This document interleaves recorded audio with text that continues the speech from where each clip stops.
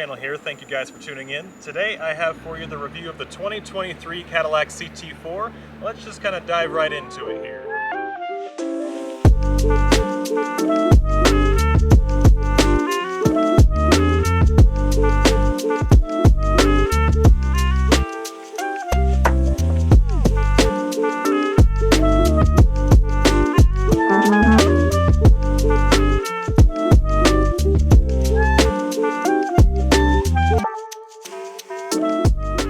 As we come inside here, we do have this jet black accent interior with this gold stitching. It is pretty nice. You have this nice leather seat that is pretty soft and supple. Of course, you can adjust the seat up, down, forward, backward. This does have a manual tilt and telescopic. If you happen to be a T-Rex and want to drive this vehicle, you can make it pretty close to you so you can grab the steering wheel.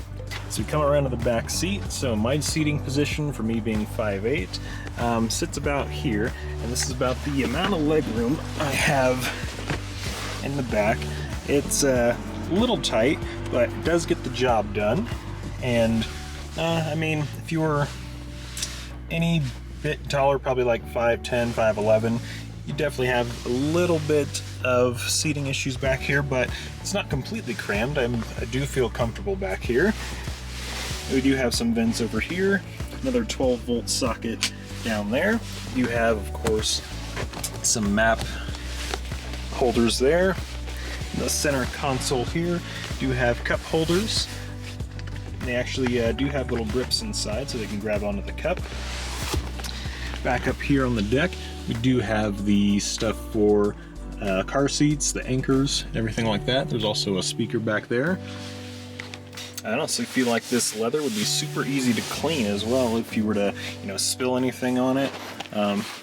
This carpet is also super plush, and that's something you don't really see in car reviews, is people talking about the carpet. It is super plush, and I feel like it should be easy to vacuum up back here. As for headroom back here in the back seat, they kind of created this little bump right here to help create headroom, but I mean, there's not too much. I mean, if you were much taller than me, you definitely bump your head, like I'm hitting my head on it right now, but it's surprisingly still pretty good. If we come around here to the trunk, I have to say there is quite a bit of room back here. So you do have the battery in this little compartment over here on the left. You do have another little cubby over here. This one just happens to be holding a license plate bracket. You do have the highway safety kit, which you can get optional in some vehicles.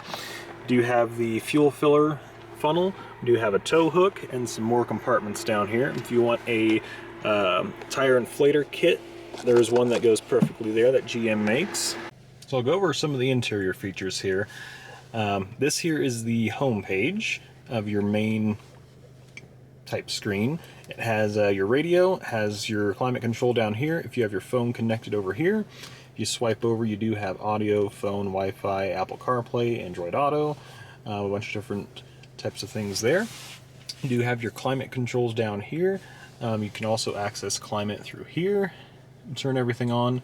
The only thing you can't turn on there are the heated seats, which are down here, and this model does have just heated seats. You can get an option with cooled or ventilated seats as well. If we come back up here, you can click on navigation, get that all set up.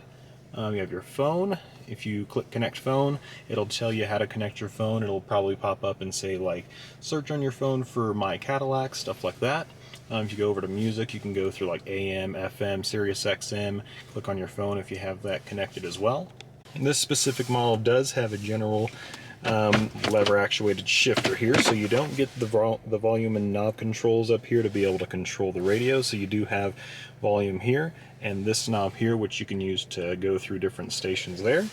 You do have also over here the mode button to be able to switch to Tour, My Mode, Sport, Snow and Ice, stuff like that. You do have traction control button, auto hold, and auto start stop off. You do have a phone holder here in the center console with a USB-C and a general USB port. You have the SD card for if you want to put music on, stuff like that. You have a 12-volt socket as well. Up here we have a wireless charger, which you just sit your phone in there, and the cool thing about that is when you shut your car off, it'll also pop up here and say there's a phone still in the charger right there. It's pretty neat. On the left side here we do have heated steering wheel, gap adjust for the auto braking as well. You have cruise control, how to set it, resume it, end call, hands-free. You do have a flappy paddle back here for manual mode. You do have auto headlights, park lights, general headlights, and then auto brights as well, and then of course flash and stuff like that. You do have the controls to go through each of the different assistant settings up there. You have the scroll, which will scroll through a bunch of different things, so like scroll down. You can also click in on this if you just push it down. These will control like music, like to go to next and previous song if you have like your phone connected. Volume controls. You have the upshift flappy paddle. We have your wiper controls, of course, over here as well. We do have auto wipers as well. If you just turn it there, it'll wipe once, and then it will just, whenever it senses rain, it will automatically turn the wipers on there for you. You do have your OnStar buttons up here. Your door light, so if you have this off, the lights will not come on with the door open. You can just turn them on naturally. Turn them all on. It turns the front and the rear on there for you. And we do have all the controls for the sunroof, which this does have. Back over here in the door compartment, we do have a umbrella holder. We do have a trunk button up here, window controls, and so this feature is pretty cool. So this locks the windows and the doors.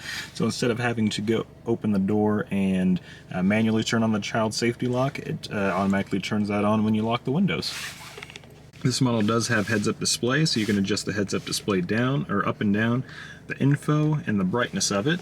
So if we look up here, right now the brightness is kind of dim. If we turn it up, we can go through. This one has just RPM and miles per hour, and then you can adjust it up and down. Alright, so we're getting ready to come up on some corners here.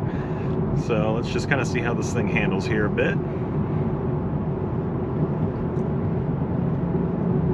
Man, this thing just hugs the road. This feels more like a sports sedan than a luxury car. I mean, it just kind of hugs the road, at least through that one, and here come a few more.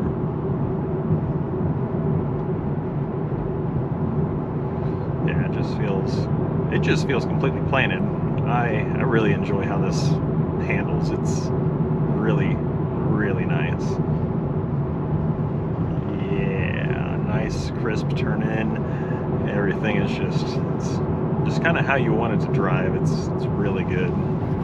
All right, it's time for the braking test. No one's behind me, and oh, jeez. That thing just stops immediately. I feel like all the organs that were in the back of my body are in the front now. Yep, it's really good. As I'm driving this along, I feel like this is like a great bang for your buck. I mean, the starting MSRP on this is in the mid-30s. I think it's like 34, 33, somewhere right around there. And like, you can't get any other car that feels as quality as this for the same price. I mean, you can buy a Subaru, which is all-wheel drive just like this, for the same 30, 35, something like that. And it just, all the plastics in it are cheap and just like, ugh. And you hop in this and you smack everything, and it's like, it feels like soft and like not cheap. I really enjoy it. It's really good bang for your buck when you buy something like this. And the fuel economy on it, I'm just kind of blown away. You're supposed to get, I think, 23 in the city and 31 on the highway. But as I've been driving it, city driving, I'm averaging closer to 27. And I'm like, that's actually really good. So I actually just drove by some people that were walking on the other side of the road, like another entire car width away, and it just popped up at me saying, hey, there's people up ahead, like, just so you know. And I was like, oh wow, he popped up in the heads-up display and on the regular dash. It was pretty pretty interesting. It even vibrated the seat at me, like, hey, just so you know, there's people there, just to keep you aware. Pretty interesting feature. I've never seen that before. As I'm driving this around, I really enjoy how it accelerates and how it sounds when you like get on it a little bit. The exhaust note just kind of becomes a little bit crisper and louder as you get up past like 3,000 RPMs. It's really nice. And of course I can't really take it past 4,000 miles, or I should say 4,200 RPMs, because it does have a break-in period. It won't allow it to really rev higher than that, just because it is breaking in. Once you hit 500 miles though, pretty much all of the CT4s and CT5s, whether you have just the standard Sport with the 2-liter turbo, 2.7, the 3-liter twin turbo, the 3.6 twin turbo, or even the 6.2 Blackwing, 500 miles is the break-in, so you can't rev it past 4,200 RPMs until that point. Once you do hit that, then you can rev it past that, of course, but if you plan on tracking the vehicles at all, they say wait 1,500 miles before really getting on it, because you want to make sure the piston rings are seated properly, the valve seals are seated proper, or the valve seals are seated properly. Everything's just working great. The seals are up to proper spec with heat cycles on them so they don't leak. You have a bunch of good benefits by just waiting and holding out, like getting on the vehicle.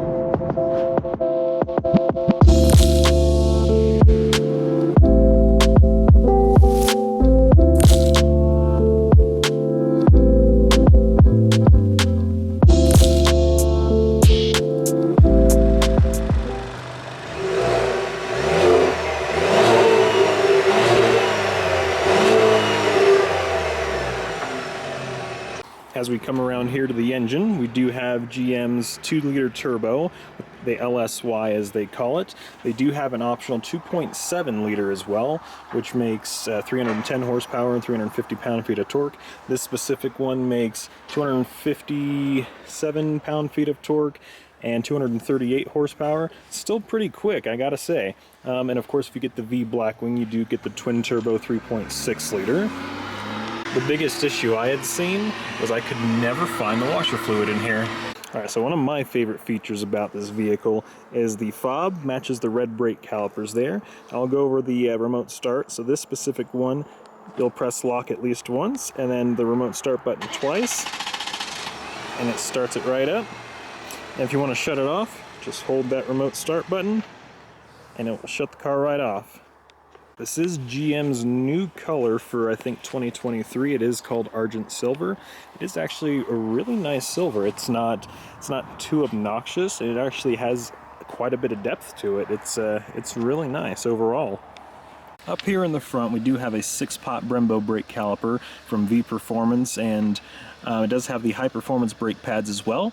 We do have a McPherson-style suspension set up here in the front with a double pivot. As we come around here to the back, we do have a single pot caliper here in the back with multi-link suspension. It does make this thing handle extremely planted with the entire setup of how they have this. I gotta say, I personally really do enjoy this car a lot. You get a lot of bang for your buck for how cheap this is, and I honestly would probably choose one of these for the price you pay.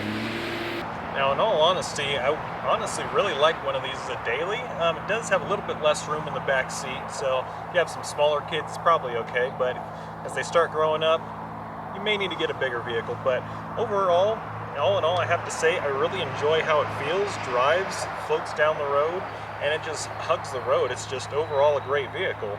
Now, I hope you guys enjoyed this car review. Please like, subscribe, share this video, and definitely comment down below and let me know what you guys like about this car and everything you want to see. I hope you guys have a great day.